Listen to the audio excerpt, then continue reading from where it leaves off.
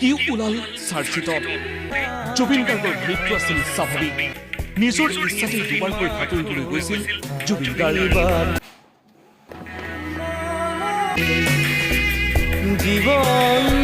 লগত থকাসকলে গাৰ্গক উদ্ধাৰ কৰিবলৈ নিজৰ সামৰ্থ্য অনুসাৰে চেষ্টা কৰিছিল আৰক্ষীয়ে স্পষ্টকৈ কৈছে যে ঘটনাটোত কোনো অপৰাধমূলক কাৰ্য জড়িত নাই আৰু লোক অধিবক্তায়ো এই সিদ্ধান্তৰ সৈতে একমত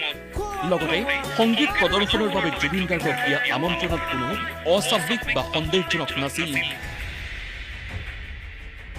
মৃত্যুৰ পূৰ্বে জুবিন গাৰ্গৰ মৃগী ৰোগৰ সম্ভাৱনা সন্দৰ্ভত নিশ্চিত সিদ্ধান্ত ল'বলৈ পৰ্যাপ্ত প্ৰমাণ নাছিল এনেদৰেই কৰোনাছ আদালতে জুবিন গাৰ্গৰ মৃত্যু সন্দৰ্ভত প্ৰস্তুত কৰিছে মৃত্যু সন্দৰ্ভত তদন্তত দেখিবলৈ পোৱা গৈছে বৈসাদৃশ্য কৰোনাছ আদালতত প্ৰকাশিত প্ৰতিবেদন অনুসৰি প্ৰস্ৰাৱৰ নমুনাত উচ্চ পৰিমাণৰ ইথানল পোৱা গৈছিল টক্সিকলজি পৰীক্ষাত গাৰ্গৰ ৰক্তত প্ৰতি 100 মিলিলিটাৰত 300 মিলিগ্ৰাম এলকহল পোৱা গৈছিল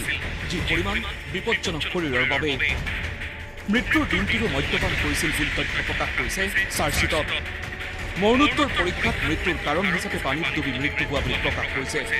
ইয়টখনৰ কেপ্টেইন আৰু আন যাত্ৰীসকলে লাইফ জেকেট পিন্ধিবলৈ কোৱা স্বত্তেও তেওঁ উপদেশ মনা নাছিল